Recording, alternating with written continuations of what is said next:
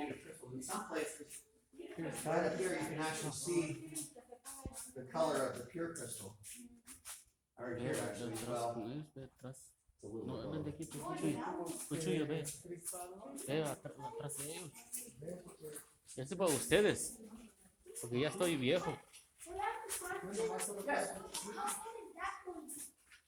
Well, you know, I can only guess, but I'm going to say that it is anywhere from 50,000 to 100,000 years old.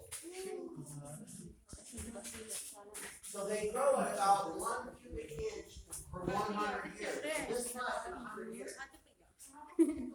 That's cool. They're going to have to come back. ¿Te gusta, Eddie? Wow, mira. Huh? So nice, huh? Yes. Abajo de la tierra estamos, donde se viene el Chapo. Ese es túnel del Chapo. Mira. Túnel del Chapo.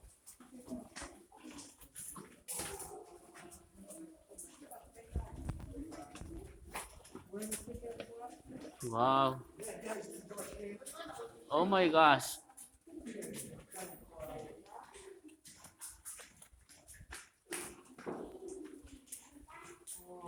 Gane, kailangan tsagong kunta hul. At sung hula.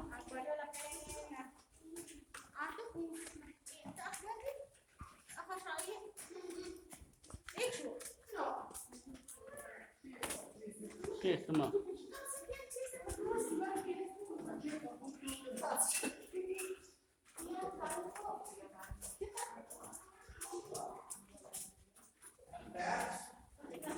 Instalan el video.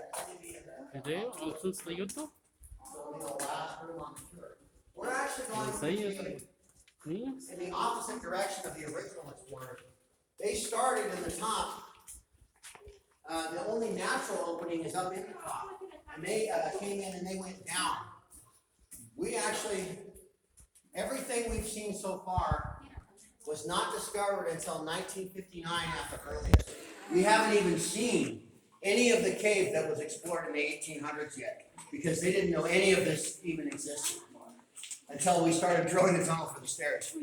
The dome room is the second tallest room on the tour, about 85 feet tall. So in the discovery room, we looked at those lines going around the room. I said that there had been standing water in that room for decades or centuries, and the crystal grows over the surface of the water.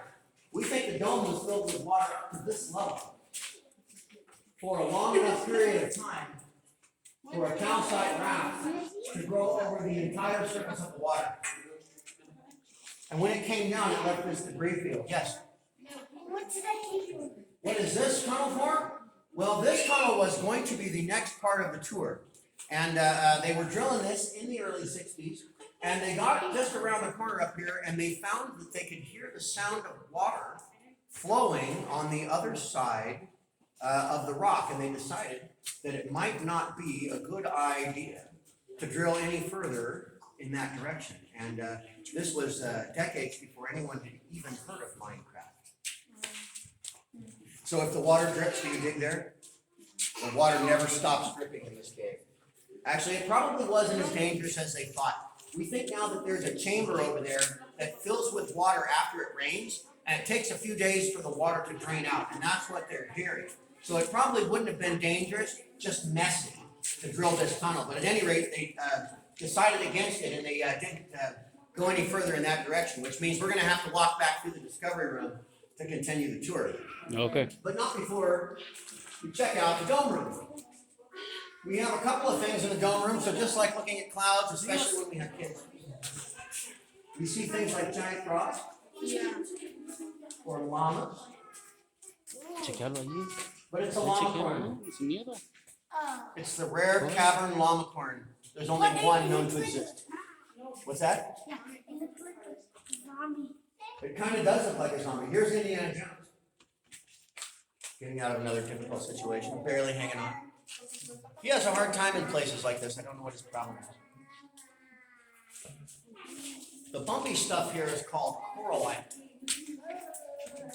And it is thought to form when drops of water stick to the side of the cave and are exposed to a gentle breeze.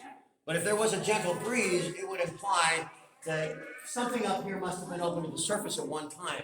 Although it isn't now, it is possible that it was in the past because the crystals form and the limestone dissolves, so it's possible for the cave to change shape over time. And the fact that we've got coral out on one side and not the other might tell us which way the breeze was blowing. We don't always know. Wait, look at it. This is a broken